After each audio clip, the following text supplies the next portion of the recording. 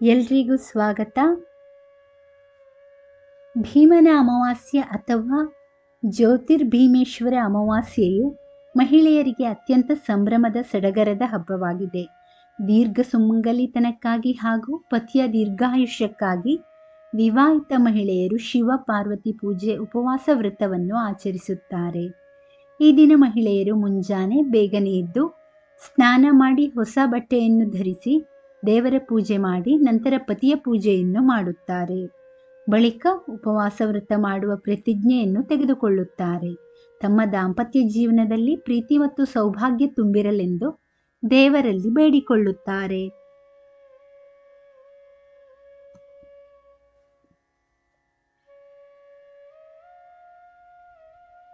ಈ ದಿನ ವಿವಾಹಿತ ಮಹಿಳೆಯರು ಸೌಭಾಗ್ಯವತಿಯಂತೆ ಅಲಂಕಾರ ಮಾಡಿಕೊಂಡು ಪತಿಯ ಪೂಜೆಯನ್ನು ಮಾಡುತ್ತಾರೆ. ಎಲ್ಲ ಮಹಿಳೆಯರು ಸಾಂಪ್ರದಾಯಿಕ ಉಡುಪುಗಳಲ್ಲಿ ಕಾಣಿಸಿಕೊಳ್ಳುತ್ತಾರೆ. ಆದರೆ ಹೆಚ್ಚಿನ ಮಹಿಳೆಯರಿಗೆ ಈ ದಿನ ಯಾವ ಬಣ್ಣದ ಬಟ್ಟೆ ಧರಿಸಬೇಕೆಂದು ತಿಳಿದಿರುವುದಿಲ್ಲ. ಈ ವಿಡಿಯೋದಲ್ಲಿ ನಿಮಗೆ ಭೀಮನ ಅಮಾವಾಸ್ಯೆಯ ದಿನ ಯಾವ ಬಣ್ಣದ ಬಟ್ಟೆ ಧರಿಸಬೇಕೆಂಬುದನ್ನು ಹೇಳಲಾಗಿದೆ.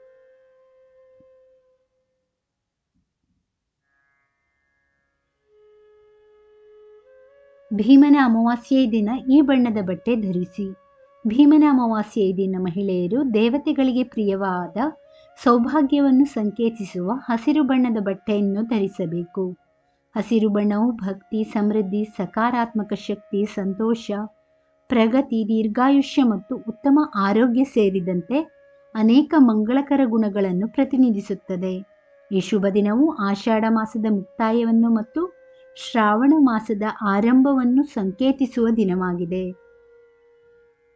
ಈ ಸಂತೋಷದಾಯಕ ಸಂದರ್ಭದಲ್ಲಿ ಮಹಿಳೆಯರು ಸೊಗಸಾಗಿ ಸುಂದರವಾದ ಹಸಿರು ಉಡುಪನ್ನು ಧರಿಸುತ್ತಾರೆ.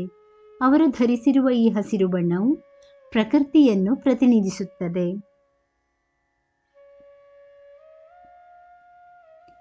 ಈ ರೋಮಾಂಚಕ ಹಸಿರು ಬಣ್ಣವು ಋತುವಿನ ಹೊಸತನ ಮತ್ತು ಚೈತನ್ಯದೊಂದಿಗೆ ನಮ್ಮನ್ನು ಸಮನ್ವಯಗೊಳಿಸುತ್ತದೆ.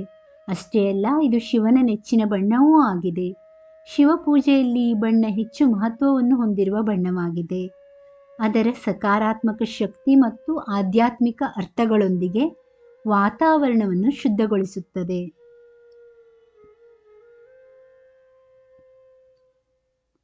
ಭೀಮನ ಅಮಾವಾಸ್ಯೆಯ ವ್ರತವನ್ನು ಏಕೆ ಆಚರಿಸುತ್ತಾರೆ?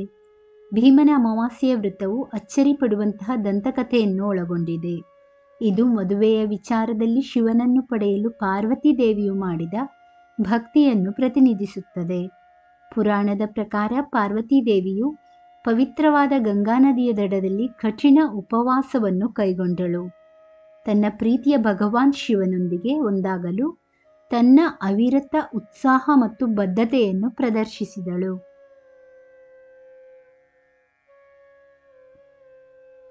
ಆಕೆಯ ಸಮರ್ಪಣೆಯಿಂದ ಪ್ರೇರೇಪಿಸಲ್ಪಟ್ಟ ಶಿವನು ಅವಳನ್ನು ತನ್ನ ಸಂಗಾತಿಯಾಗಿ ಸ್ವೀಕರಿಸಿದ್ದನಲ್ಲದೆ, ಭೀಮನ ಅಮಾವಾಸ್ಯೆಯ ಮಂಗಳಕರ ದಿನದಂದು ಉಪವಾಸ ಮಾಡುವ ಯಾವುದೇ ಮಹಿಳೆಯು ತನ್ನಂತೆಯೇ ಸದ್ಗುಣಶೀಲ ಮತ್ತು ಪ್ರೀತಿಯುಳ್ಳ ಪತಿಯನ್ನು ಪಡೆದುಕೊಳ್ಳುತ್ತಾರೆ ಎನ್ನುವ ವರವನ್ನು ನೀಡಿದನು.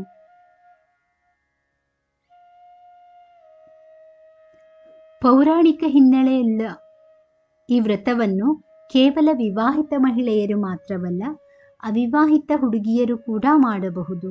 ಇದರಿಂದ ಇವರು ಶಿವ ಮತ್ತು ತಾಯಿ ಪಾರ್ವತಿ ದೇವಿಯ ಆಶೀರ್ವಾದವನ್ನು ಪಡೆದುಕೊಳ್ಳುತ್ತಾರೆ.